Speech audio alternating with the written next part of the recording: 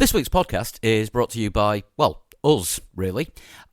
We have an extra podcast available through our site at Patreon, where you can subscribe from as little as $1 a month, and all the money that you donate through there goes to pay for all our expenses on the show, things like software, web hosting, microphones, you name it. You can get it by going to www.patreon.com/3legs4wheels. You can sign up there. We've done about 131 shows so far. We do an extra one every week. And if for some reason you want to hear more of us, you can do there. Right, time for the podcast.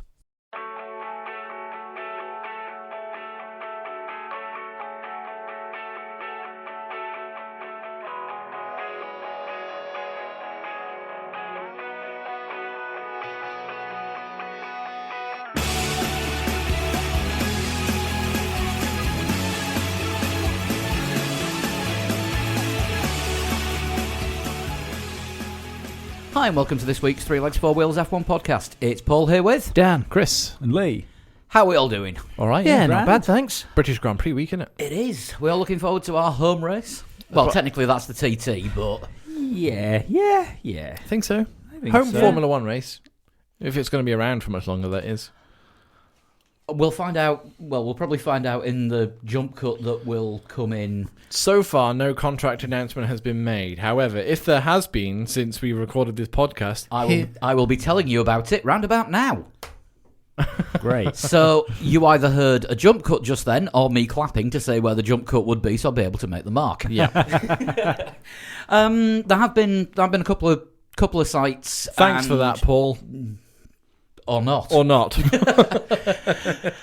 There has been a couple of websites and one slightly disreputable newspaper claim that the deal's already been done and it's going to be a multi-year contract. The disreputable newspaper being the Daily Mail. So make of that what you will. The thing is, there's a huge thing with Formula One at the moment, isn't there? The Italian Grand Prix is not one of the Grand Prix being considered under threat for next year's calendar, but there's no contract been signed. All that's been agreed, there's a verbal agreement in place, but it's not considered under threat. There are two new Grand Prix being added to the calendar for next year, but it still can't expand 21 officially. That obviously the Hanoi street circuit and the Dutch Grand Prix at Zandvoort, which is rumoured to be taken over from Spain. The four Grand Prix which are under threat are Spain, Mexico, Britain and Germany. Now Germany's fallen off the calendar a few times before for a number of years. I'm just glad it's not Spa again. That would be all very annoying. Look, I get that was a long shot, that saying one. How funny I am. You don't find it funny. Other people do. Didn't know your mum was on Facebook. No, she doesn't listen to the podcast either. Spanish Grand Prix, I don't want to see it go, but apparently that's where the Dutch Grand Prix is going to sit in the calendar. Well, Barcelona has already signed a contract with Formula One to have the pre-season test next year. But that doesn't mean you're having a race. Regardless of whether there's a race or not. Mm. And then you've got Mexico. It's a funding issue with the Mexican Grand Prix. The money that they were going to be getting from the government now turned around and gone, no. We're building a railway instead, I think it was. But I would be very surprised to see a South American or Central or North American Grand Prix. Geography fans, whichever North one's American. correct, Non-European. being taken away and replaced with a European one. Yeah, but that's... Well, it's not. It's being replaced with an Asian one. I was going to say, I wonder if that's where Hanoi is going to sit. In roughly where the Mexican Grand Prix, if the Mexican Grand Prix goes. Of course, the other one being Silverstone, which is of course held off on its contract talks with the owners of Formula One purely because there was talk of a London street circuit, and they thought that if there were two Grand Prix in Britain, that would harm the reputation of Silver. Not necessarily in Britain, but two Grand Prix in close proximity in England, because London and Silverstone aren't really that far away from each other. 150 miles, something like that. Yeah, but in terms of the world, yeah, I don't think it's even 150. I'd probably say it was closer to about 80 or 90. something like that. But yeah, the It wasn't even going to be like a central London circuit they were talking about, was it? No, it's going to be round. It's going to be the circuit that they're using for Formula E at the end of next season, which is Croydon, is it? No, Docklands. Oh, okay. Round Excel the Centre. Excel Centre. Yeah. No, let's not. Don't do that, please. The thing is, though, if they're using what they're using for a Formula E circuit, I'll say now it's not going to be anywhere near suitable for Formula One, because it'll be 1 1/3 Too narrow. 1 1/3 cars wide and made entirely of hairpins and chicanes. Well, essentially, yeah. Anyone see the Swiss Formula One race? Formula E. Formula E race, sorry. Nope. Not yet. 54 seconds before the first red flag because everybody crashed at the opening chicane. It's not what you want in a circuit. No. It's weird, isn't it? Like, I mean, are they just making the... Are they making the tracks too tight? But then again, we do it at Monaco. Is this because that they're not using proper racing tyres, that they don't have proper grip? Well, what happened with the Bern E-Prix was it was meant to be in Zurich, but the local government in Zurich said there's already too much going on in the city for the few weeks before, and we just physically can't cope with the infrastructure, with everything that they needed to do, because obviously there's closing roads, putting the barriers up, marking out the circuit. So Bern stepped in and said, "We'll host the race. Here's where it is." And Formula E had no choice but to go, "Yeah, we still want a race in Switzerland. Shit, that'll have to do." And it was a last minute slap together. And the first corner was a sharp hairpin. No, the first corner was a really tight chicane. Oh, right, chicane. I didn't win the Formula One the Formula E poetry competition. No, I saw that. You didn't win it, no? No. No, okay. I fair don't enough. understand why. Did you get an honourable mention? No. For the benefit of everyone that didn't see your tweet, what was the poem? Roses are red, violets are blue. Your cars are too slow. I'll stick to F1 or F2. GP2 engine. So yeah. So does that mean if Alonso goes into Formula E next year and the car's too slow, he's going to say Formula F? Yeah. The I think a Formula Fernando would suit Fernando down to the ground, actually. Why do you think he's got Team Fart up and running? the Fernando Alonso racing team. There's also the Fernando Alonso karting team. Don't know if you've seen that. Yeah. Is that true? Yeah, that's an actual thing, yeah. No, it's a fact. Yeah. Come very on, good. I set it up. You could have at least taken the spare. I was thinking more along the lines of it's fact.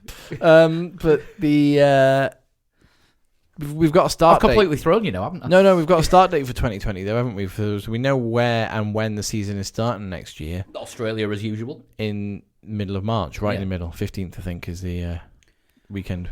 But we've not seen a provisional calendar yet because there's that much contractual shenanigans going on. Try saying that after 3 decent coffees. What is the 70th? Is it the 70th season or the 70th anniversary of the first season of Formula It'll 1? be the 70th anniversary of the first season, so then they can have another celebration in 2021 for season. I don't know. I don't know. No, I'm lost. I'm confused. I feel like Formula E had built quite a lot of momentum going into this year, and it seems to have squandered quite a lot of it. Yeah. Just by bad circuits. But bad circuits. Gen 2 cars looked good as well. They still look good, but I think it's all down to the media side of it, like the promotion. I think promotion is still like woeful. It's not as bad as it was. No, but you still get the thing of like when a race is on and what channel they're on, unless you can. Does the red button have them all on? No, sometimes they're on the BBC website or connected television app. Right. Yeah. Okay. But they're all live on Eurosport. Right. I thought there was someone that was that they were all live, but. Which, just to confuse things for anyone with Sky, isn't part of the sports package on a Sky subscription because it's owned innit? documentaries. Because Because it's owned by the Discovery Channel. So if we get, going back to Formula 1, if we get 21 races next year, no expansion on the calendar, obviously the Dutch Grand Prix and the Vietnamese Grand Prix are going to be a thing. Which two of the four under threat would you personally drop? Monza and Germany. Paul? Monza and Mexico. Mexico. Oh, Mexico's one. Oh, It's not usually... Mexico tends to have not particularly good racing. Yeah, but it's a usually- great event. Yeah, it's a strange one, isn't it? It's a wonderful event going through the baseball stadium, and they really do try to have a good atmosphere in Mexico. I'll It's change one of the mine. races I'd love to visit. Yeah, I'll change mine. Mexico and Germany. Mexico and Germany. Yeah. You've really got it in for the German Grand Prix since you went. Well, it's Is it Nürburgring or Hockenheim? Hockenheim. Oh, I see. I don't mind Hockenheim. Yeah, they used to alternate it, and now Nürburgring's and Yeah. just not ready. Hasn't got the money. Yeah. I mean, Monza's not particularly good racing, generally. no, is Hockenheim the circuit that has the giant Mercedes logo planted in the middle of it? Yes, they own it. Yeah. Yeah, so Mercedes money may be keeping Hockenheim afloat. Well, but what was it? 2 years ago, when the last time the German Grand Prix wasn't on the calendar, Mercedes offered to pay all the promotion costs, they and were turned down, weren't they? Bernie turned them down Oh, right. Wow. because when the provisional calendar came out and Germany wasn't on it, and there was a gap where it could have been before the calendar got finalised. Yeah.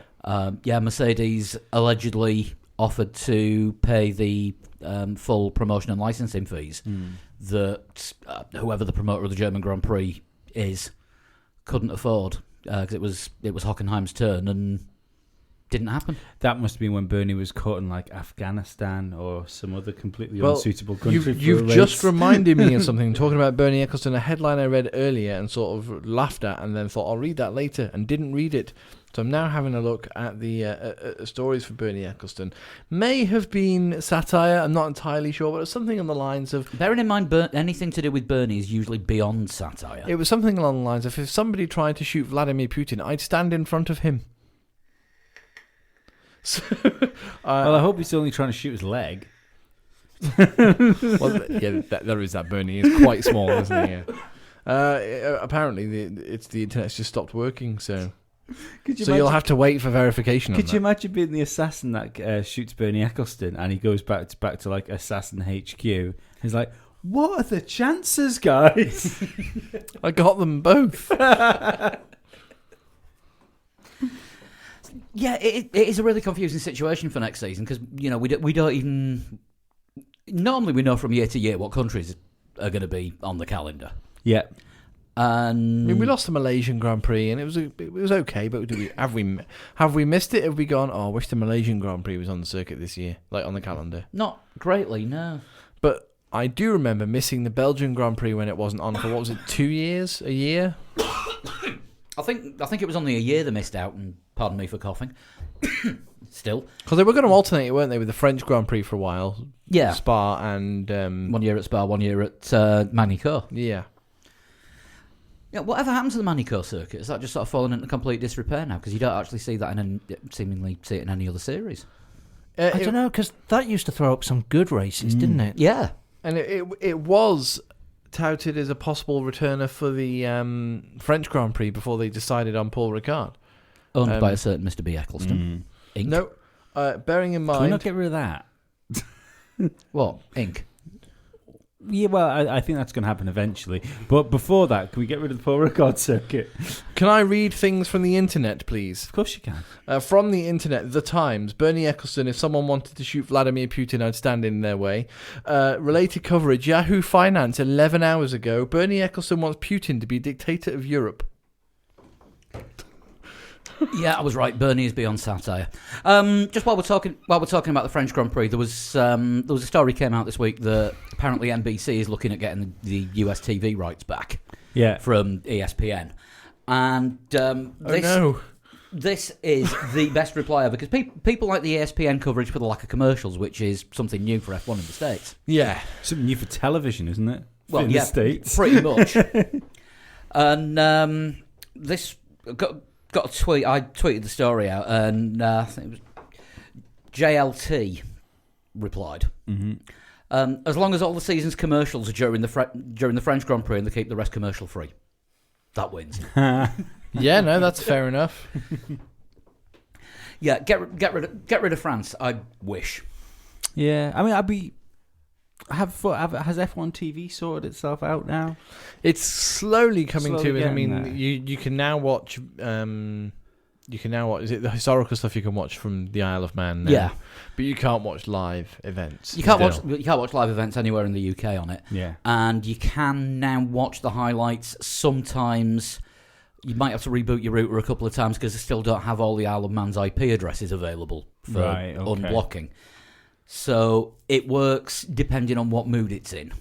And I know everyone's been like, "Oh, VPN, come on, guys." It's like, I know that, but come on, it's but not always. It's not the be all end all, is it? The VPN though, because like if you as for streaming services and stuff like that, sometimes it don't work for certain apps. Yeah, a lot of streaming services are now finding out the IP addresses. We're getting very technical, but they're now finding out if somebody's coming through on a certain connection through a certain IP address, or they're using a VPN, will block that load of IP addresses for everyone, so nobody gets it. Yeah. And the true test of how well F1 TV is working at the moment will be, certainly for me, in round about 10 days' time when my annual subscription's up for renewal. Right. Last year, I had to ring a mate of mine and get him to sign up with my details. Because it wouldn't accept it from over here, even though it had done it the year before. I want it to work and to work well. Like if you can subscribe to F1 TV and you're able to watch all the practice sessions, build-ups, race, qualifying, the whole lot, and exclusive interviews, all access to all the historical stuff, I'd quite happily pay for it. Yeah, but I'm not paying anything for it whilst I can't get the current up-to-date live races. It's just not happening. No. I mean, it is very cheap, isn't it, in the UK? We only pay £20 a year for the historical and highlights coverage. And what is it? Is it $10 a month? You've got to wait 24 hours, haven't you? You've got to wait 24 hours for the highlights to come out. It's different in every country. Oh, is it? All right, okay. Yeah. F1 have set different prices depending on what country you sign up in. Right. Okay. So it's whatever the good markets are, they're going to try and screw the people that want to watch it. And for some reason, the cheapest country to get it in Europe is apparently Holland. Is it really? Yeah. That's I wonder weird. why. Did you know the Dutch like F1? They do now. I would say hello to everyone in the Netherlands that's listening in Dutch, but I can't speak Dutch when I'm sober, so I'm not going to bother. Well, if you just say hello. Yeah. That's international enough. Pretty much, but also a lot of Dutch people speak English, so they should understand you. A lot of Dutch people speak English better than any of us. It's always been one of my favourite words, the Netherlands, because it doesn't sound like a place that should be in real Earth. It sounds like it should be a place that should be right next to Mordor. Well, it used to be called the Low Countries, didn't it? Yeah. Which was when the Spanish owned it. It became the Spanish Netherlands because it was so far removed from Spain. History. You're listening to History Podcast, ladies and gentlemen. You know that History Today? That's what you are. Yeah. Nice joke. Yeah, very much so. Very, very much so. Shall we move on? Yeah. Yes, please. Right. It says McLaren next on here. Rumours, conjecture. Is Alonso still part of anything to do with them? We said, and then we spoke about last week, that he had left McLaren as a driver, and then we were talking all about where he was going to go, what he was up to. The following day, however, both Zach Brown and Fernando Alonso, Fernando Alonso didn't deny it, he basically denied it, and Zach Brown did deny it. So they both supplied it. Possibly. That's 2 laps I've got tonight. I've ate my quota. 3. Yeah, that's it now. This is why I'm now keeping that microphone boom arm permanently on my desk, just in case there's more jump cuts every Tuesday now. Yeah. There's a few movements going on at McLaren. Doesn't look like Alonso's left as such, but he doesn't look like he's going to be doing any more driver commitments for the rest of the year. The story about him not driving the car again was 6 weeks ago. That may have been snowballed into something else, which was then retweeted as an article, and somebody picked up on it, and yeah, it was. We apologise for providing you with fake news, because that's essentially what it was. Yeah. I think we'll call it jumping to conclusions while we got our facts wrong at the same time. Fake news. Yeah. I mean, basically, what Andreas Seidel has said is that the testing that they're doing for the rest of the season is going to concentrate on Lando and Carlos, because they're getting so much out of the car and it's proving it by the results they're getting. And yes, but Fernando was their reserve driver and now isn't. Yeah, Sergei Sorokin is now their official reserve driver. Because Fernando's not going to be there at every Grand Prix weekend. Apparently Sorokin is. And well, he wasn't going to be when they originally booked him. No, but Seidel wasn't team manager when they agreed that with Alonso. No. And now Andrea Seidel is. Because Seidel was still on gardening leave from his previous job. But I still find it interesting that Seidel came out and said that he thinks that Alonso is the greatest driver in the history of motorsport. That could be a golden thank you. Maybe. Like, thanks very much. You're a legend. Now, Yeah. get out my team. Also, McLaren just Isn't that what Frank Williams used to say to anyone that brought home a world championship? Pretty much. Yeah, probably. But I don't think you're going to see Fernando back in a McLaren anyway, because it's, even though they're on the upward trajectory, I mean, what are we looking at? 2021 probably, if there's a big rule change for them to make a proper jump, because as well as they're doing, let's not forget they're still a lap down on the leaders. Yeah. Oh, yeah, So, yeah. And Fernando Alonso to come back into Formula One wants a race-winning, championship contending car. Yeah, there's only two cars that he would consider driving, because I don't think we can count Red Bull as a race-winning, championship contending car. No, I don't think so. You know, it's a race-winning car when the opportunity is presented to them. Yeah. However, the Mercedes and the Ferrari are the only real two that you can say one of those will win. Yeah. And have a high degree of certainty. I also don't about think it. I don't think he'd go into a team with Max Verstappen as a teammate. No, there is that as well. I mean, even if he could beat Max Verstappen, which I'm sure he could. I think he'd probably have a good go at beating Max Verstappen over the course of a season, it would just be like a TNT levels of work environment. Well, I don't know. You get Jos going up to him. So, hey, you see those crates of hats you've got out the back? They look a bit flammable, don't they? 4. So yeah, but there are movements on the other side of McLaren as well. Yeah, I mean, one thing that we do know for certain is that Pat Fry has now left, but he was only in an interim role anyway, while Seidel was able to take the job. Yeah, that Pat seems Fry to had be success at Ferrari and Williams, And not Manor. yeah. and not Manor. Was he part of Not Manor? No, yeah. But he's a designer as well, isn't he, Pat Fry? And they've got James Key in there too. So Well, Pat Fry was interim. That's what Paul's saying. You know, Yeah, he wasn't, I mean, he wasn't a Pat Fry was permanent- kind of doing Seidel and Key's roles before they could actually officially take up the places with the team. yeah, Now that both of those are in the team and settled in, there's no point. there's he It's was never into going to be clickbaity long. story, isn't it? It's turned into like a proper clickbaity story. Like every headline about it is like McLaren lose Fry. Not really. Yeah. not losing Fry. No. They were never going to keep him anyway. No, so you know, it's like fish and chips loses rapper. Mm. Yeah. I think you were right before when we were talking It's off. a shame, really. The rapper was the best part of that band.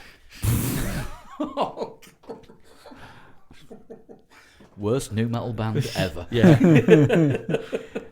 That's not the accolade you want, is it? Can I just point out that International Joke Day was last Monday? 5. It's just late. We're late for it. we are. Yeah. We're a lap down.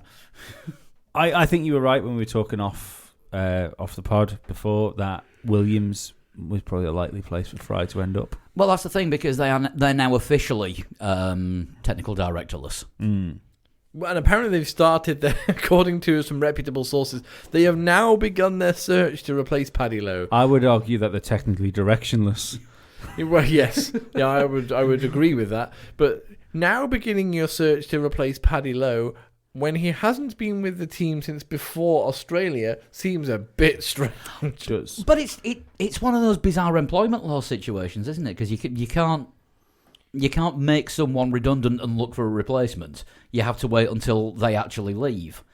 So if he was under threat of redundancy, they couldn't try and But you go can out still and actively. search. You can still look on Google. Do you know what I mean? Maybe they were doing. You know, incognito browsing is a wonderful thing. Ask Lee. Yes, it is. So you reckon Williams' approach to hiring a technical director was to search Google for Formula One directors. technical directors? Yeah, or just help. They need somebody. They do. Another story that's kind of. I'm trying not to. I'm really trying not to. I got the joke. I got it.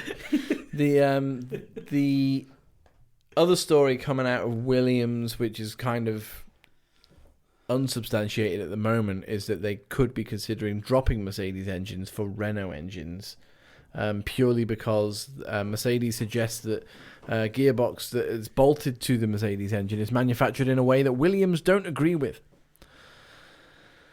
So it seems a little bit cutting your nose off to spite your face. A little bit, yeah. But I don't know. Maybe Williams would have a better relationship the third time round with Renault. At least the third, if not the fourth. Do we count Mechachrome? Well, that was a continuation, wasn't it? Really. It was a continuation run by Flavio Briatore. Mm. Yeah, but Playlife and second podcast in a row I mentioned Playlife. Playlife and Mechachrome were Renault engines that were supplied by Flavio Briatore. Yeah. Just rebadged. With one of his companies on them. Yeah. I mean, Mechachrome actually supply all the F2 engines. Don't know if you knew that. I did not know that. So every day's a school day.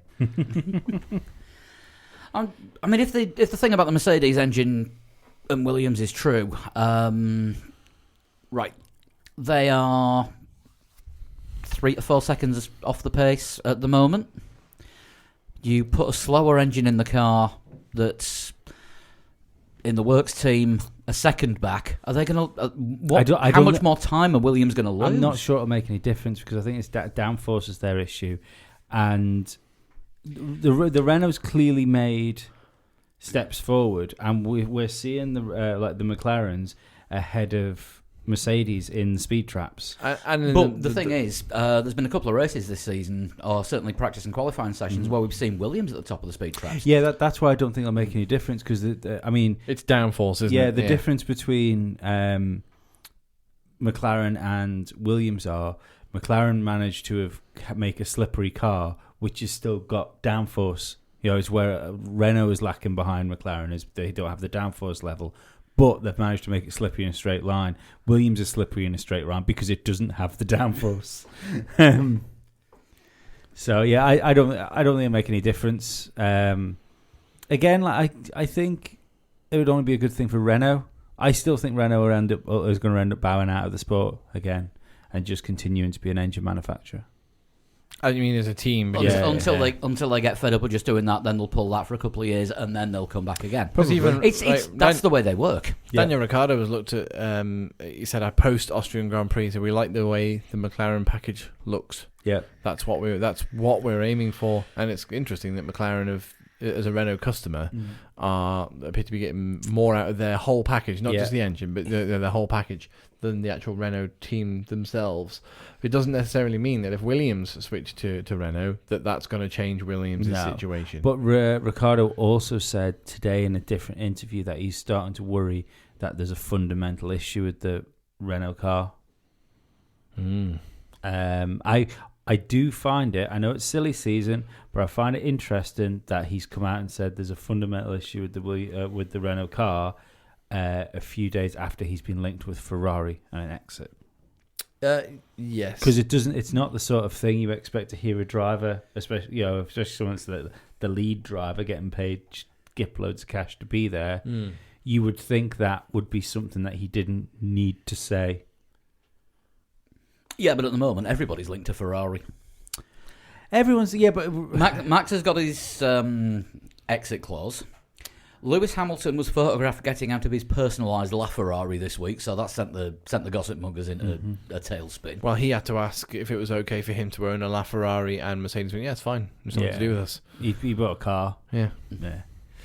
Didn't Rosberg just buy a new McLaren? Is it beige? I think it might be. It's like a coppery colour, isn't it? Yeah. It's actually not that far away from being beige. Yeah. I don't think that matters too really. I realistically, I think regardless of all the talk that's going around, there's only really arguably 3 realistic options for Ferrari next year, being leave Formula 1. 4 realistic. Ricciardo, Alonso, or go back and stick Raikkonen back in the car for a year. Maybe. Yeah. I'm not sure that Vettel's going anywhere yet. It's just because that's who we're looking at, isn't it? We're looking at Vettel leaving. I mean, he's only just turned 32. He'll know that he's got plenty of years ahead of him. I could possibly see him taking a year out. Prost style. Or I just wonder whether his reputation's good enough to come back now. Yeah, he's not a happy man, but that doesn't necessarily mean that he's going to go next year. No. I mean, maybe he'll just go to another team. You know, Sauber. I don't know, Renault. If I liked Kimi so much, I want to be his teammate again. They're not called Sauber anymore. They're called Alfa Romeo. Yeah. Maybe he'll do a Kimi and go back to the first team that he... Oh, hang on. No, that was Sauber. Yeah, technically speaking, yeah. Well, don't forget, there's even talks, isn't there, about Max Verstappen going to Mercedes. So, if he might be able to go home. He's been seen talking to Red Bull mechanic, but I don't think that means anything. No, Christian everybody Horner talked about that in an interview, saying like he's friends with us all. Well, yeah, everybody says, you know, the paddock is like a moving circus, isn't it? You know, like you pick up, you go somewhere else, you put down, and then within like hours, everybody that you just said goodbye to a week ago, not even a week ago, 5 days ago in France, is there in Austria. Do you know what I mean? And then you move from Austria a couple of weeks later. You know, this weekend they'll all be there again, and so you're gonna say hi to the guys you see, the Renault guys, and the Mercedes and stuff like that. Don't think Christian Horner says hi to a lot of the Renault guys. No. Probably not. No. The only thing I'd say back to that is I was surprised reading Priestley's book that it doesn't seem to be that way. That when drivers leave the teams, mechanics don't tend to like be friends with drivers. You know, it's just on to the next driver, and the driver is on to the next it's like when team. Lewis went in to say hello to McLaren when his first day with Mercedes. They stopped him from going in the garage, and you're a rival. Get out. Yeah. Although there was the time that he pulled into the wrong pit. Yeah, there was that, yeah. But then you get the opposite of that, and Rob Smedley, who just seemed to follow Massa. Yeah, but I mean, I think you get that, don't you? You get it especially in MotoGP quite a lot with teams of people going with it. Yeah. And again, I mean, that was a Priestley big thing. Jock Clear followed wasn't it? Jack Villeneuve around more or less his entire career from Williams. Yeah, but that was another Priestley thing, wasn't it? Where he almost moved to Ferrari with Kimi, but it stayed at McLaren. Because the atmosphere was better. God, how bad was the atmosphere at Ferrari?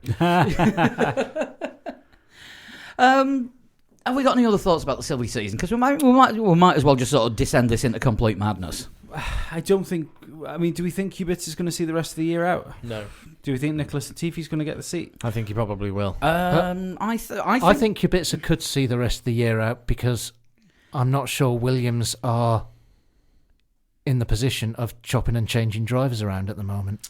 But if Latifi's got money anyway, and they've got the option to do it, and it's not going to lose them a great deal of money, and it might serve to save some sort of embarrassment, especially if they're not doing well, but they are coming back towards the midfield.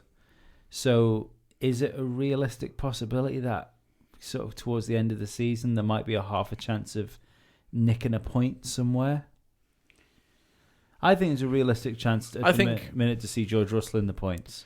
I think you would see a possibility of Kubica being swapped out for 2 or 3 races, and then maybe coming back in. You know, much like they swapped Rio Haryanto out, didn't they, for Ocon, and then Haryanto came back. I think if he's gone, like. Yeah, but that's what I mean. I think it'll just be the comeback will be so poor. It'll be like, well, actually, we'll put Latifi in for the rest of the season. So I think you might see a seat acrimoniously shared from mid-season I think onwards. If he goes, and it'll be they can spin it in a way then of like, oh, the comeback hasn't been what he wanted it to be, and but he's not giving up on returning to Formula One at a different time, and then there'll be a press release that says he's got other options within Formula One, you know, chef, I don't know, sous chef, surely. Grosjean's got that covered. Yeah, you might need to next year. Yeah, I am going to keep count. You know, silly season for Grosjean. I think is a bleak place. I don't know if George Russell's going to move up to Mercedes just yet, but did he sign a 2-year contract with Williams anyway? Yes, multi-year deal. Multi-year deal with Williams, but right? Bottas had a thing with. But for 2020, Kubica's out. He's not there. He's not there. He's not there. Australia next year, is he? I think George Russell is going to have Bottas' a seat next year. Possibly, unless someone like Vettel or Verstappen. Maybe not even Vettel, but unless like Verstappen becomes available for them, because Hamilton he's at the peak of his career right now. We don't know how long that career is going to go on for, and it would be foolish of Mercedes to not looking past him, but thinking that they need At some point. someone that they can trust. Should Lewis Hamilton's form dip, or should He does a Rosberg, yeah. someone that they can plug in. I think it would be foolish to have. If Bottas carries on like he seems to be going to carry on. Naturally, then surely Robert Kubica should just fill that seat if Hamilton leaves. Because Kubica would win, wouldn't he, if he was in a Mercedes? Well, obviously, because unless he was in a Mercedes and George Russell had the other Mercedes, and they and they sabotaged Kubica's car, as I read a lot. Yeah. But yeah, I think it would be sensible. I think it's telling that the rumours of them getting rid of Ocon are there. Yeah, that could. It's not a rumour of them getting rid of Ocon. What he would be Toto releasing Wolff him. has said is pretty much if he wants to look somewhere else, We will release him. Yeah. Yeah. We'd rather have him driving in Formula One than not driving in Formula One because he's a Mercedes guy. If you love his driving style, set him free. If he loves you, he'll come back and drive for you. But Pretty much, yeah. But if you read between the lines of that, him saying, "Oh, if he gets an opportunity to drive for another team, we'll release him." If you read between the lines of that, that's him saying he's not driving a Mercedes. He's not going into the Mercedes team, and he probably doesn't want to go into the Williams team. No, and there's nothing in the I think they've lost Racing faith Point in him. team. I think he could take that Renault seat. I think he could take I think he could take the Haas seat as well. I think he could take a Haas seat because let's be honest, moving up. So Kubica's definitely gone for 2020. I think Grosjean's out of Haas already. I think he was. I think he was an afterthought this year. Yeah, because I still think it's strange that Haas announced their driver lineup the day after Alfa announced Giovinazzi as Raikkonen's teammate. I'm not convinced Giovinazzi's safe yet. No.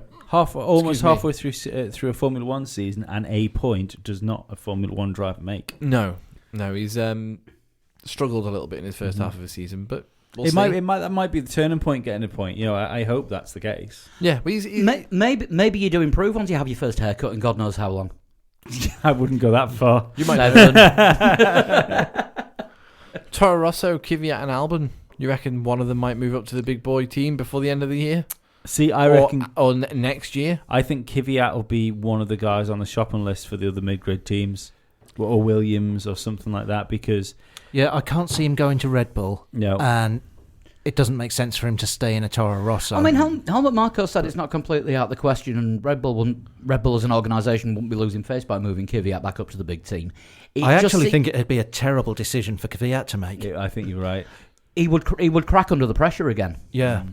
I don't know that he cracked under the pressure. Last time, I think he had like a couple of bad races, and they were just like, well, Max is in the team below, so off you go. I think essentially sacrificing him to give Max Verstappen that first win was probably the tipping point, wasn't it? Yeah, of course it was. Yeah. And then, of course, getting the phone call from Brandon Hartley saying, "Hello, I've got plenty of experience in endurance racing. Can I drive your car?" Yeah, yeah. But Danny Kvyat, the two Toro Rosso drivers, bearing in mind they've moved Gasly up too soon and have admitted it, it would be Kvyat over Albon at the moment. Yeah, Albon's a good driver, but he's not Red Bull ready yet. He's see. This is what I worry for either of them to go to the Red Bull team, big team, is that Max Verstappen is on such form, and they are.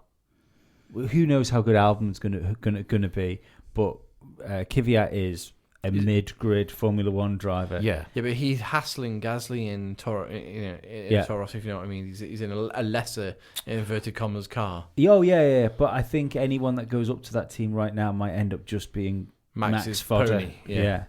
Watch out for Naoki Yamamoto, who is a Honda-owned driver, reigning... Like Nobuharu Matsushita. Yeah. But he's reigning Super Formula and Super GT champion, Jenson Button's teammate. Oh, he was going to say Yamamoto, the Jenson Button's teammate. Yeah, now you mentioned, because Jenson Button actually turned around and said that he deserves a go. Yeah. He has got full Super license eligibility with everything he's won in Japan. Now, and his experience in Japanese racing. Yeah. And endurance Japanese racing. Which, of course, with it being Japanese endurance racing, is more efficient and takes less time than every other endurance race. But shorter. Yeah. Um, And, yeah, he's eligible for a super license, and he's got masses of Honda backing. And I think he's an outside chance to go into a Honda-powered car next year. well, It Honda, makes sense. Honda said when they came into Formula One that they wanted to get a Japanese driver in, didn't they? But I And don't they were know in that McLaren. Toro Rosso are going to change their lineup for next year. I don't know that they will. I think Kvyat is. I mean, well, they are, because I'm almost convinced that your man, not Tictum, Award is going to get into a car. I think they're going to give him a year, well, the rest of this year in Super Formula, and then a year in F2, and then move him up. How old is he? 20. Oh, so he's still young There enough to isn't- do that. There isn't enough seats in Formula One for all this. No, well, this is the problem with driver programs now. Yeah, this is it. Who's next? I'm trying to look at last. Renault, we've already kind of spoken about. Racing Point's a good one. Mm-hmm. I think Is Perez on his way out? Perez is going, and I think Perez will turn up in another team, because I think Perez might turn up in a Haas. he could very easily take his back. I think he'd be stupid to leave Racing Point I don't right think now. I don't think he's got a choice. I think the Racing Point want that to become Team Canada. Maybe. maybe they want Latifi in the car, Yep. but I also but wouldn't- with Latifi's ties to Williams. yeah. And his dad's ties to McLaren. Also, I wouldn't give. I wouldn't discount the loyalty that team will show to Perez after what he's done. The thing is, though, it's not a question of the team showing loyalty to him and wanting to keep him. It's where he wants to go, because he has got a sizable amount of money behind him. Yeah, but I think he'd be a And- fool to leave Racing Point when you look at the facilities they're investing into for next year. They've got a hangover from where their car was. Oh yeah, Yeah, I mean it's obvious that the problems that they've got this season go back to last year and probably beyond. yeah. But you know, it's what coverage do Perez's backers want for all those names that they get on the car through him driving it? Yeah, but they're not. And where's it good for him? But they've been in Formula One for a while now, and they've seen what Force India could do with a low budget and the threat of imminent claps around them at all times. So, what can that team do with a budget and some security behind it? Well, the thing is, I don't think they need the budget. I just don't think they need it. I think all the Canadian money that's coming in, the sponsorship deals they'll probably be working on, that car's going to look totally different next year. Oh yeah, you're probably right, but I still think they'll show some loyalty to. If he wants to stay there, they'll show some loyalty to the driver. I'm unsure. Stroll definitely will be there, but I'm not entirely sure Perez will. I think they'll want some sort of stability there, because they're still a Formula One team that want results, and right now they can't count on Stroll Lance can't to give qualify. results. No, he can't No. qualify. He's not bad in races, but he can't qualify. Mhm. And to be fair, I think the only reason he's close to Sergio Perez in any way, shape, or form is because the car is a heap of shit. Mm. I think as soon as that car is anywhere near good, like Perez will be off in the distance again, and Stroll will still be 16th. Yeah, I could see Perez going to Renault. that's a possibility. If a seat opens up, but again, Renault, do Renault need the money? They don't really need the money. The money. So, I could see maybe Perez to Renault and Hülkenberg back to Racing Point. I think that would be a good move for Racing Point. Yeah, I can't see that. See that being outside the realms of possibility.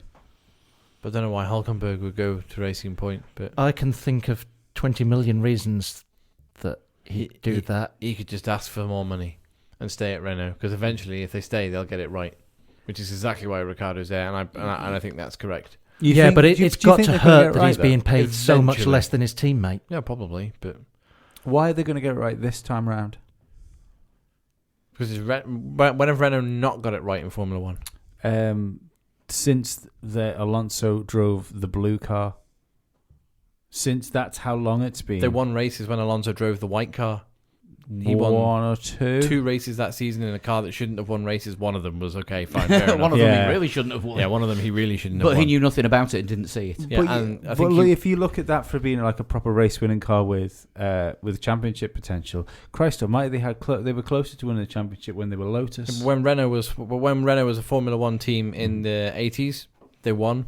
When Renault was a Formula One team in the early 2000s, they won, Mhm. and then they're back again as a Formula One team. They will get it right. They've provided world championship and race winning engines in the past. I know what you're saying because And I've they said have- I've said exactly the same thing as you have, but I worry because if a team's going to do something like that, you expect to see steady progress. What you've seen is a bit of progress from Renault and then a big stumble backwards.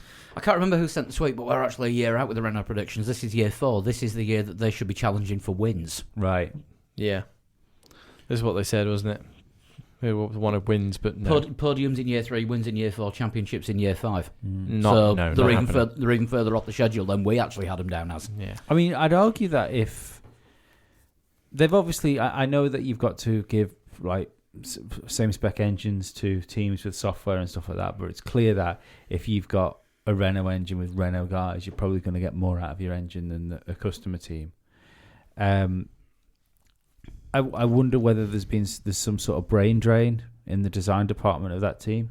maybe, who knows? But I mean, the development, they're usually very good at developing. I mean, haven't been the last 2 years. Last year, how many new design staff did Renault take on? I'll take a couple of years to come to fruition. Maybe. And all the stuff that they hired. Alfa Romeo, do you think Raikkonen's going to stay there next year? He's got a contract, hasn't he? Unless he gets called back up to Ferrari. I still think that's why he got a 2-year contract with. Who would, if Giovinazzi were to go, who would replace him? That's the only thing. If they decided Giovinazzi was no good. I mean, Ferrari get to fill one of the seats, and we've now established that it's Giovinazzi's seat that Ferrari have filled. Kimi is there through his own volition. Ferrari don't really have anyone coming through the junior ranks. Pietro Fittipaldi, but he's not ready yet. Well, he's in with Haas. He's Haas's sim Pet project. Yeah. Could you I not- think the possibilities there would be Kvyat Mm-hmm. and what's his face? Oh God, I've just thought they have got somebody, haven't they? Ferrari have got Brendan Hartley at the minute. No, I was And Pascal Wehrlein. Pascal Wehrlein. I was thinking, yeah. Marc Genet. Marc Genet put the Ferrari up the hill at Goodwood. Yep, they were giving him a test. Mm. Can you get it up there in the right, No. facing the right direction? Although You've got to drive. Pascal Wehrlein was driving the 2012 Ferrari round Nürburgring Mhm. with full pit crew this weekend. As if he was practicing for something. Yeah. To be Ferrari's Karun Chandhok. Formula E. I think Ferrari are pretty handy at picking up other teams' drivers, aren't they? Don't Ferrari have some ownership of Stoffel these days as well? I've no idea about stuff. No idea. Mercedes have some ownership of him, don't they? Yeah, he's in an driving Formula HWA. E. Yeah. Yeah. Yes, he is. Sorry, completely wrong. I wouldn't think that when you look at the drivers that they've picked up in the past, like Gutierrez and stuff like that, I don't. Gutierrez, who's now at Mercedes. Yeah, but I mean, like they picked other drivers up, when they fell out of programs. Yeah, yeah. Ocon doesn't not sort of fit the Ferrari shape to me. I think he could do well in a Sauber, in a Alpha. Alpha managed by Sauber. Because It's still Sauber. Just the team is called Alpha. It's still Sauber. this is the thing. But the Sauber Junior team isn't run by Sauber. That's Cherub's. yes. I do believe that Ocon deserves another go in Formula One. I don't know if he helped himself, because apparently it was really difficult to get on with, kept crashing into his teammate, all that sort of stuff. But I think at worst he'd be a good midfield driver. yeah. He deserves a go in it. Like I think something like an Alpha would be it. I do think I remember saying ages ago, didn't I, that I thought Mercedes had lost faith in Ocon. Yeah. And George, although you can't really see it with him being in Williams, seems to be doing a fine job at the moment. Yeah, and everybody's on side with George because he appears to be, you don't hear any stories, do you, that Russell's difficult to work with, or Nope. We did hear that about Ocon, and remember Princess Pascal as Yeah. well, because apparently Fairline was quite difficult to work with, but Russell's always very positive about his weekends. I've said it before, but I don't mind repeating myself. That if you look at his Instagram, he might finish 19th with Kubica behind him, and he always puts on Instagram or Twitter. Difficult weekend, but we're moving forwards. Yeah, exactly. Yeah, difficult weekend. Going in the Had a right good direction. battle with Grosjean for a few laps. Yeah, exactly. Yeah, Well, apparently Russell's great the guy, fun until we start getting lapped. Apparently Moving. Russell's the guy that the people in the know in the pit lane are putting their sneaky little bets on to go. That he's going to do like a surprise qualifying somewhere where he nails a couple of Toro Rossos or something like that. And I think if people in the paddock think of him that highly that he can drag that car up somewhere. I'm just waiting for the qualifying this season where he out-qualifies Stroll, and I just want to see the fallout of that. I think that'll happen. I think you might see a race where Haas particularly struggle, in qualifying as well as the race. Haas. Yeah, and Force India struggle as well, and you might see him up, a couple of spots ahead. First proper wet race might be interesting. Yes, Yeah, the full-on wet weekend. Yeah, good drivers tend to be really good in the wet. Yeah. Well, Even said that, Silverstone this weekend might be because we've had such good weather in the UK, and good weather in the UK. I did look at the moment. It ends, says it's going to be dry at the ends with a moment. downpour at some point. Yeah. But even the fact it's been resurfaced, if it's warm, and it might not have to be wet, but if it's a low grip surface, that might be enough to sort of equalise some of the issues. I was going to say with the wet race thing though. I remember last year's Daytona 24, Team Lando, Nando, and Hando. Lando was out when it rained for the hour. He was in the car, and he was catching the leader of the race at 1 second per lap. Lando's supposed to be pretty handy in the old wet He's got stuff. the old British thing of being pretty good when it's raining. Yeah. We're well practiced at it. Well, look at Jenson Button. Jenson Button was amazing in the wet. Yeah. Purely because his dad refused to buy him wet weather tyres when he was karting. Said, no, you I will think learn to there's drive on slicks when it's raining. An argument to be made that him and Schumacher are the two best wet weather drivers in modern Formula One. The Rainmeister, Yeah. Michael Schumacher. Couldn't just be the Rainmaster or really good in the wet. No. Had to be the Rainmeister. Even though technically it should be the Reaganmeister. Reaganmeister, yeah, should have been, yeah. Well, no, that's what rain is in German. I know. Are we done all the teams now? No, well, McLaren, don't see any of them moving. McLaren No, aren't no. changing. I think they've got a good team there. Yeah. Ferrari remains to be seen. Red Bull, pretty sure at the moment. Gasly might not be there. And Mercedes remains to be seen on Bottas's performances for the rest of the year. There's Renault don't have any weaknesses in their team. Driver-wise, no. But they have said that they're going to look past Hülkenberg. Yeah. Is that his choice or is that their choice? And I think it's his.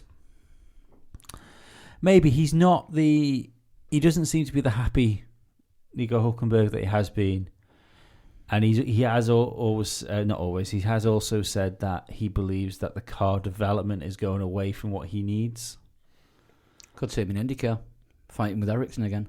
I think he'll stay in Formula One. I think he's too good a driver, and given his lack of results, he's too cheap for a team not to take up. Talking to Marcus Ericsson, he's been back in a Formula One car doing Pirelli tests. Yeah, he's not. I don't think we'll see him back on the grid. Want to look who Pirelli's first test drivers were? Pastor Maldonado and Jerome D'Ambrosio. Yeah, There's some two well-versed Formula One drivers for you. mm-hmm. Bear in mind, Maldonado did actually win a race. Yeah, We all still miss Maldonado just for the Pastor disaster predictor. absolutely. Not only did it rhyme, it was fun. Yeah, that was one of the best parts of the early days of this podcast. Yeah. I think so. Lap 1, turn 1. Lance Stroll has not lived up to the disaster, No. the disaster. Lap 1, turn 1. The disaster artist. Yeah. Lap 1, turn 1 was almost the cheat code for that game. Yeah. Yeah, these days it's will Stroll qualify in 16th? Yeah. Yes. Yeah, probably. Right, it was Goodwood this weekend. It was, and there was some interesting things going on. Nick Heidfeldt's record from the McLaren F1 car from, 99? Long time ago when when Heidfeldt was young. when he was a McLaren Junior driver. Yeah. That it was broken, but not officially. In fact, because this is how long ago it was when Nick Heidfeldt was racing an F3000 in a McLaren liveried car. well, there you go. Yeah, Wow. that's F3000, which then became nothing for a little while, and then became GP2, and then was F2. Was Hamilton the last Formula 3000 champion?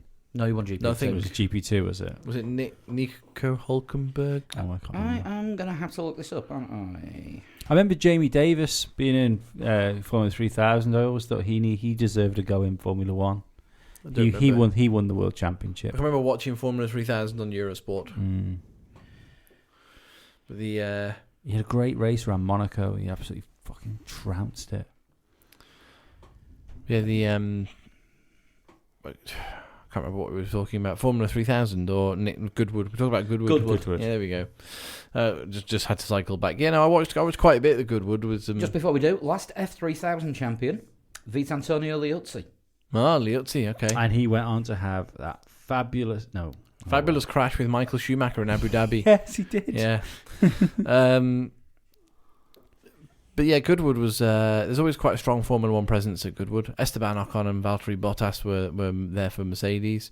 Carlos Sainz and Lando Norris were there for McLaren, so they took both their race drivers there. Lots of Formula 1 stuff there. And I noticed some listeners to the podcast were actually at Goodwood. Yeah, I think I saw a couple of photos from Niall Slim Drew. Yeah, and Instagram videos as well. Saw some of the, I don't know who was driving the Red Bull, but somebody took the RB8 up the hill and did some donuts in the wet. Not like the short on drivers. Well, no, they are a little bit at the moment. Yeah, but they're still kind of on David Coulthard, don't they? Well, I suppose there is that. But it wasn't DC. It might have been Buemi, I'm not sure. Oh, yeah, he's still a reserve driver, isn't he? Mm-hmm. Yeah, we never mentioned him coming back. No, it's not happening. That's why. Jean-Eric Verne. There's more chance of Jolyon Palmer coming back. Spoiler, there's no chance of Jolyon Palmer coming back. But yeah, the years old record in MP4 13, I think it was, so that'd be Häkkänen's winning McLaren championship winning McLaren, that Nick Heidfeld set the record. It was broken on the Saturday, but on the Sunday it rained, and you have to set the record on the Sunday for it to count.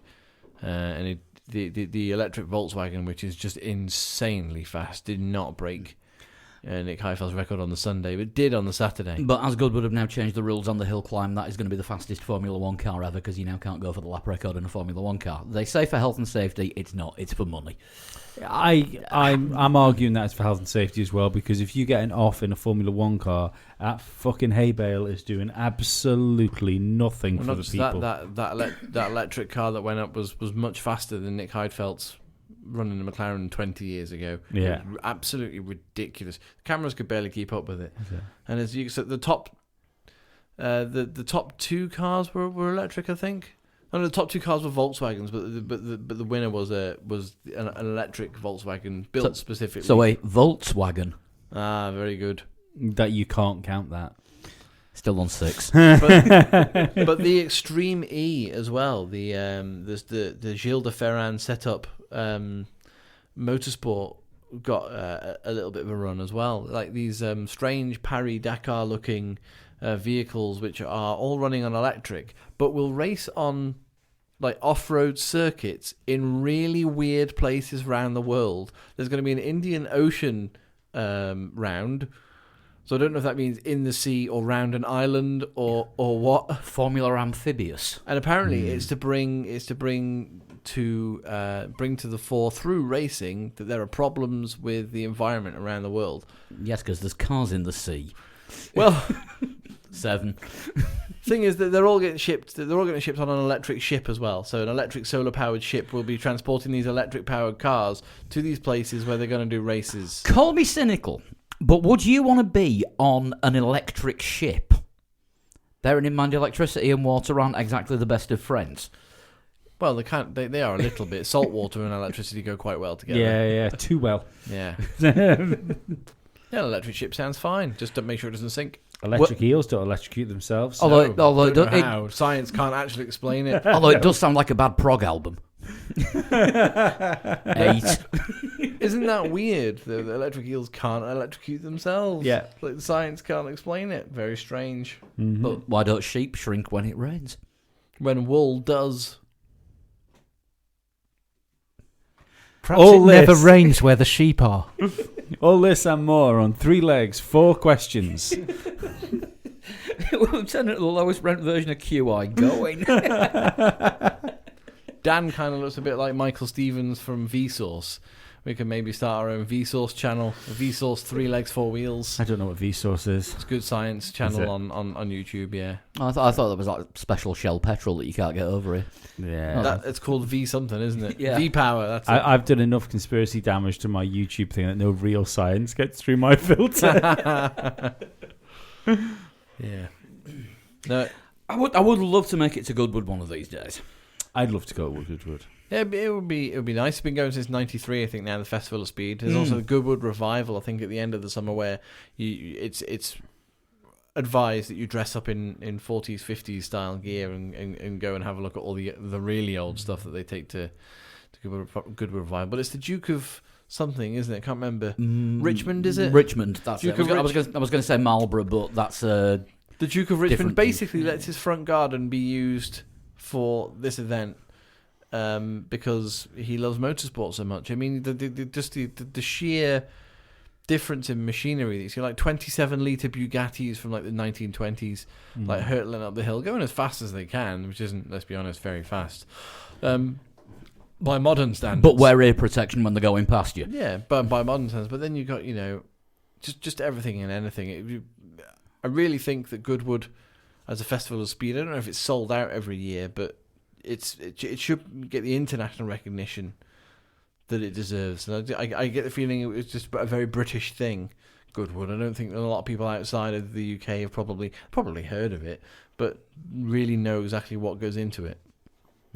Right, our mission for next year: try to get there. I think it might be a decent event as well if we were to try and organise some sort of like UK listener meetup.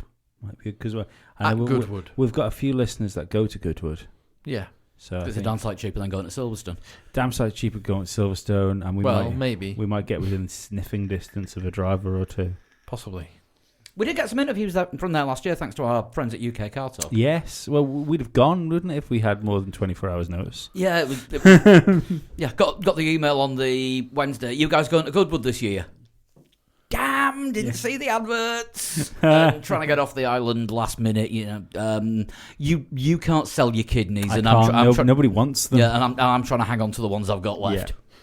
You can live with only one heart, can't you? Yes. Oh, you right, can. that's okay. I can sell one. I can sell That's my spare. fine, Doctor. You carry on. How many? 2 hearts is it, Doctor? Who's got a 9? 2 or 3. I can't something remember. No, like it's that. 9 lives. It's 2, no, more than 9 lives now. They keep changing the story every time. Right. It's a cat that's got 9 lives. Yeah. Dr. Cat. There we go. Anyway, back to what we were talking about. Back to things with 4 wheels rather than 9 legs. Right, British Grand Prix this weekend. It is. Yes. At Silverstone, at least for now. Yeah. As we've already discussed. Or haven't. possibly for longer than that. Rewind and have a listen. Just tell us what I said, will you? Yeah. 7.5. Lots. We all know the circuit quite well, don't we? From the Formula Lee and various other racing games. It changed a bit, what was it, about 5-6 years ago now? Mm-hmm. They changed the infield bit and built that wing It's very paddock thing. It's pretty impressive when you see I didn't like it at first. I've grown to like it because they changed this to where the start line was as well, and I was very much against that. I am not a fan of the doors going into the press centre because the static electricity shock that I got off them was horrendous. It also didn't help my cause. I was standing there shaking my hand and swearing right in front of Ted Kravitz. Note to everyone else, nobody else seemed to have a problem. Paul. I get static shocks of everything. Seriously, I was in a Stop supermarket. Doris then. I was in a supermarket the other day, and I was buying some beer in cans. I got static shocks off the cans as I was picking them off the shelf. That's body rejection. Steel cans? Yeah, and I was getting static shocks off them. Who uses steel cans? I got a static shock off the handrail on an escalator. That happens. Yeah. Yesterday. He's glossing over the steel bit, isn't he? But anyway. no, I get static shocks off beer cans. Formula One again. Yeah. British Grand Prix. Fast circuit, fast corners. Tricky corners. A couple of tricky corners. The longest DRS section with corners in there for anyone that's got the cojones for it, because you can take the first 2 corners without braking and without closing your DRS. In the game. No, in real life. Can you? Yeah. Lewis Hamilton said it last year. It is possible to do. You've got to get it absolutely spot on, otherwise you'll find yourself upside down. I don't know if I believe that. That Pro- might have been a bit of gamesmanship. Yeah, I don't know. Maybe. You can totally take these corners flat out. No, Vettel agreed with him. Yeah, but maybe it was a bit of gamesmanship between them. Yeah, maybe. I don't know. But then, of course, as soon as you get around the first couple of turns and you do hit the very first proper braking zone, you've then got another DRS section right after that. Is there 3 DRS zones in Silverstone? Yep, start, finish, Hanger Straight, Mullington Straight. Yeah. I can remember... See, this is the thing with the British Grand Prix. Everybody's home Grand Prix is bigger in their country, isn't it? But the British Grand Prix for me, I can remember the '91 British Grand Prix quite well because that's when Senna and Mansell, Senna got the lift with Mansell because he ran out of fuel on the last lap. And Sean Kelly posted a photo on Twitter this week of the old graphics that they used to use, which became the precursor for like the column, where you got the three letter abbreviations. But back then it was just the car and the number and what position they were in. So it was like the blue and yellow Williams 5-1. So it was obviously the blue and yellow Williams of 5. Nigel Mansell was in position 1. And bearing in mind there were these graphics of the cars in steamingly low definition television. Oh yeah, totally. Yeah. Eurosport levels of definition. I tried to guess them all because he had like 7 or 8 drivers on there, and I guessed right up until the last car. I couldn't get the last few. I was just like, someone in a Jordan, and I don't know what the last car is. But he filled in the blanks for me. So thanks very much for that, virtual stat man, Sean Kelly. Who will be at Silverstone this weekend? Of course he will. Yeah, he'll be there. Yeah, I'm going to try and get him for one of the pre-race chats. That'd be nice. Yeah, that'd be good. Yeah. So what do we think then? It's been last year was Vettel's win, wasn't it? Ferrari finally breaking the Hamilton streak of like 1 million wins in a row. Yeah. Normal service resumed from Mercedes after Austria, given that it was overheating problems and. I think so. Or was it following the cars that caused their overheating and they masked it using the weather? No, I think it will be cooler at Silverstone than it was in Austria, and I think Mercedes will probably be up there.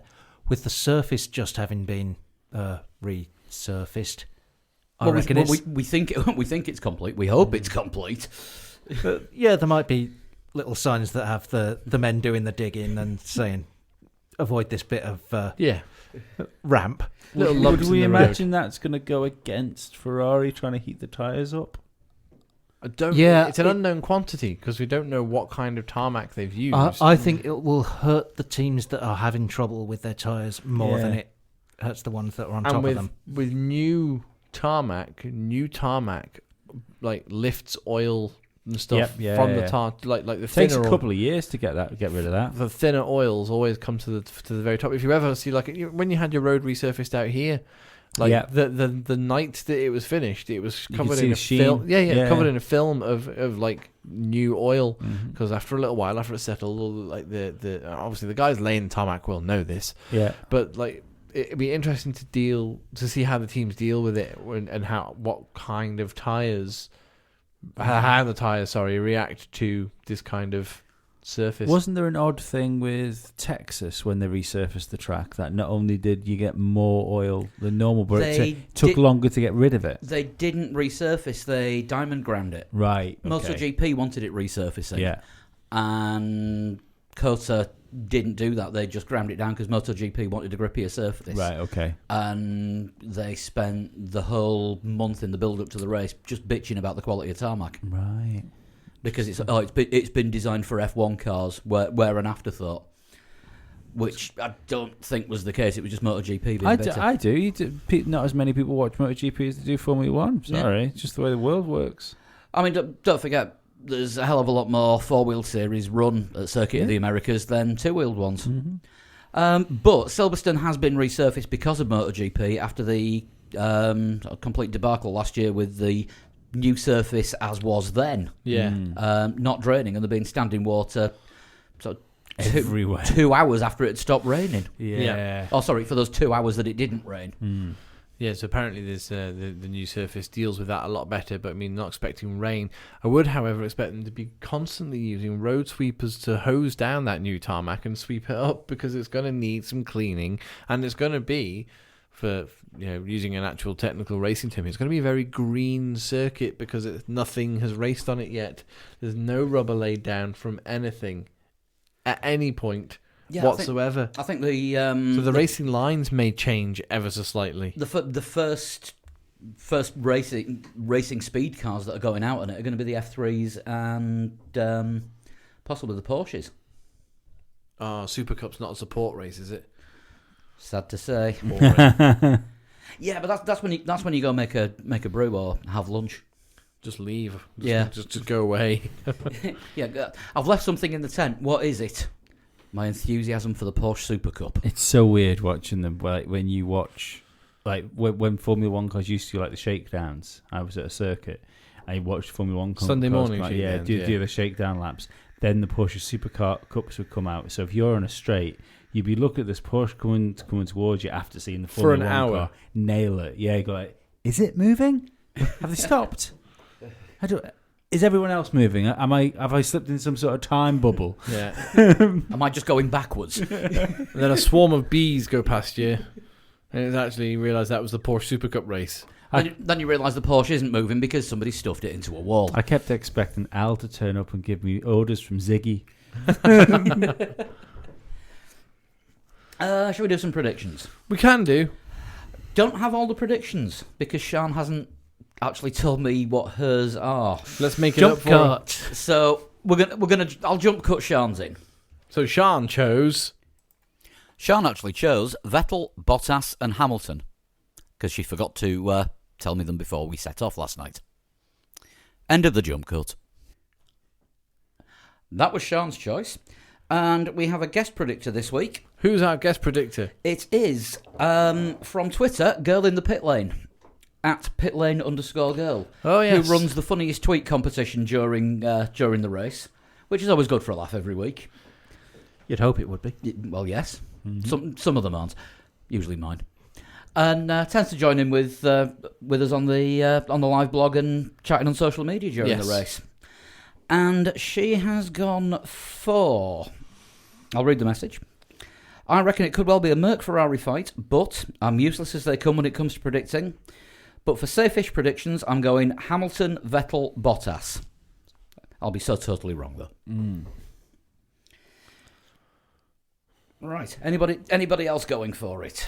Yeah, go on then. Unless Dan looked like he was about to go for it. Yeah, I Go was on, going Dan. to say, I reckon we might have an on-form Bottas this weekend.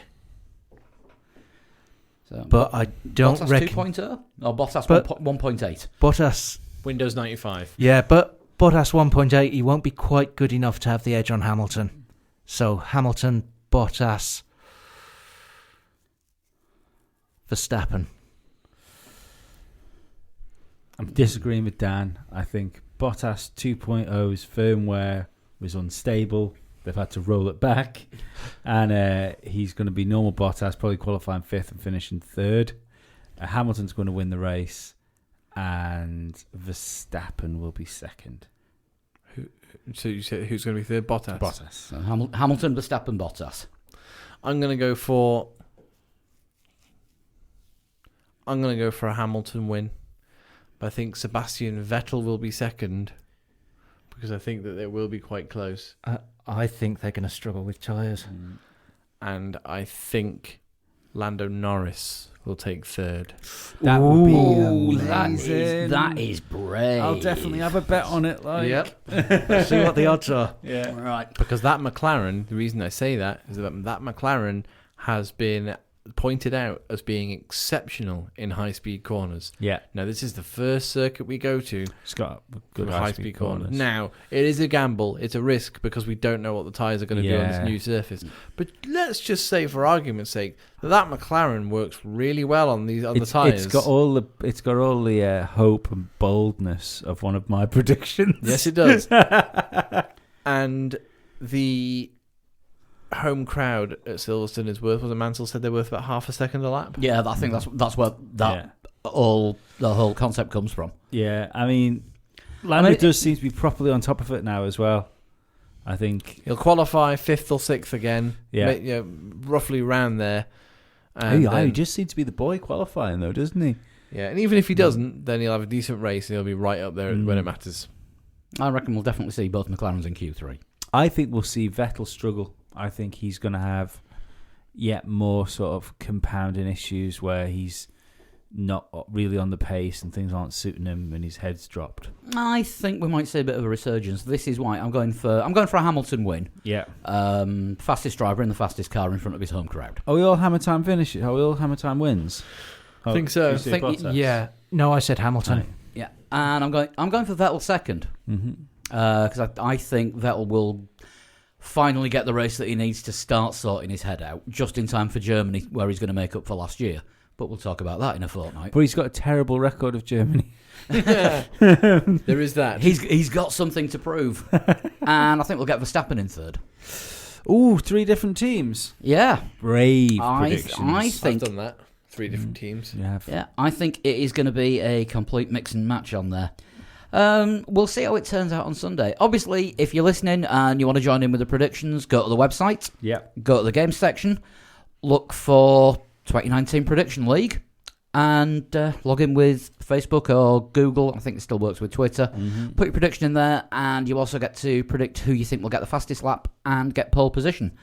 And we'll need you to get your times in on the website up to 5 minutes before Q1 starts on Saturday. And we will see. Yep. Is it time to shunt? I think it is. I think it is well and truly shunt time. Our shunter. Hiding all our devices so we can't be accused of looking things up. Our shunter who shunts in heaven. Hallowed be thy shunt. This was sent in by Tom Andrews, and it took me a good 10 minutes to work out whether I'd already done it or not. So here we go. Thanks, Tom. Thanks, Tom. Cheers. We thanked you a Cheers, few Tom, weeks ago. or cheers, Tom again. I was born, Yes. and he's done it properly as well, because he's wrote, I was born, ... Correct. in 1977. Okay, so Right. 32. 42. 42. That's the ultimate 32. answer you're looking for. Yeah, 32. I'm 34 and I wasn't born until 1984. So. I am best known for oval racing. I'm going to throw something out here. I think this might be somebody American. What makes you say that? Or it Oval could, racing. or it could be somebody who does speedway. So it could. I be think somebody you're going to enjoy the somebody third. Swedish. I think you're going to Jeff enjoy the Gordon. third question. I am American. Well, that narrows it down. Jeff Gordon's older than 42, isn't he? Yeah, I think so. I would like a guess. Oh, for God's sake! Really? Yeah. On that? Yeah, an American that drives ovals that was born in a year. Do you not know yet? Do we know Sean's equivalent in IndyCar? Or Is it? NASCAR? Yeah, I was going to say, is it Indy or is it NASCAR? It's I don't know any NASCAR drivers. Kurt Busch and Kyle Busch. Yeah. Kate Bush. And at least two. Out on the windy walls. And at least two Dale Earnhardts. Yeah, senior and junior.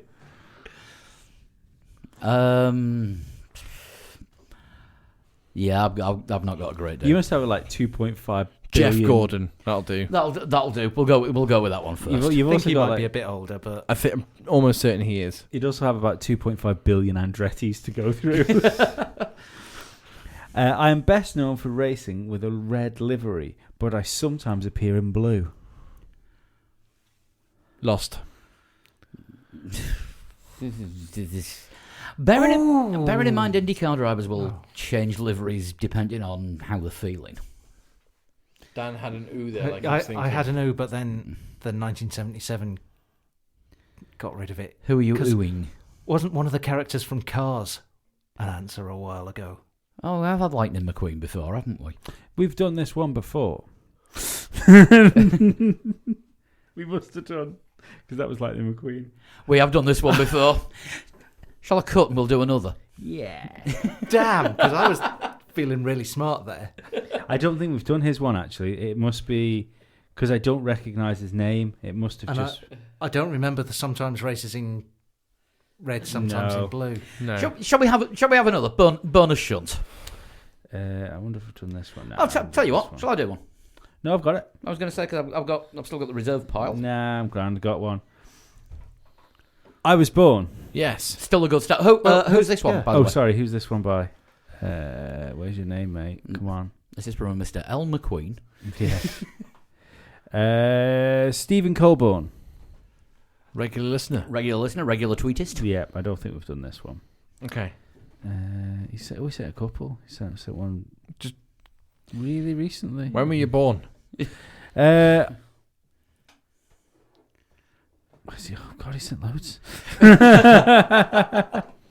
Just one will do. Yeah, just make sure you're reading all the clues from one. I was born in 1985. So yeah, 34 this year. I have driven alongside drivers such as Sebastian Vettel and Sergio Perez. Possibly in lower formula. Maybe. I have been part of the Renault driver program.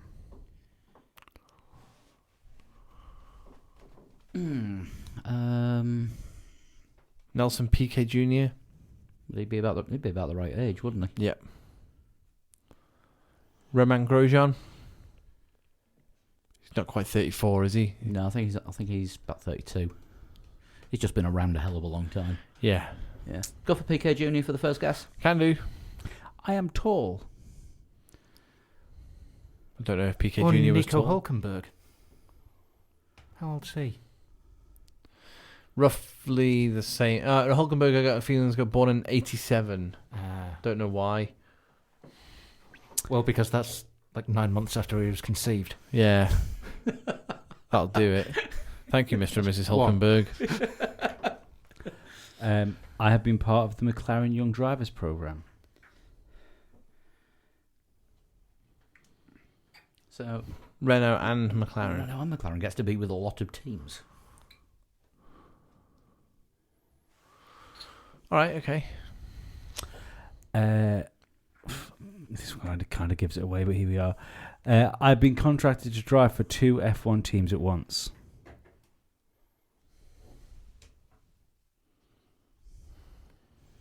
Why is there a silence? I feel like I feel like we all should know that. I've been contracted to drive for 2 F1 teams at once. And Lee thinks that gives it away. Yeah, apparently. Oh. Because, of course, what jumps to mind there is a team that contracted 4 drivers to drive for them at once. But I can't think of a driver who's been contracted to 2 teams. Sean's just sent her predictions in. Still jump cutting it though. How old did he say? 34. 34. How old's Kubica? Wasn't part of the McLaren Young Driver program, though, was he? Actually, might not have been. I'd like a guess.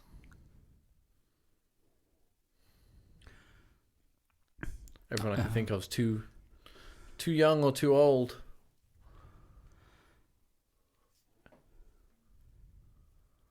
Yeah, I've got nothing at the moment. I joined... Oh, no, you need a guess. Come on. Adrian Sutil. I joined Twitter in 2009. Guido van der Garde. That's a good effort. Good choice, actually, Dan, yeah. I made my Formula 1 debut in 2012.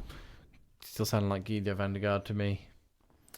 My highest finish was 14th. Still sounds like Guido van der Garde. Have we done Guido van der Garde? I think recently? we've done this one. I don't think we've done this one.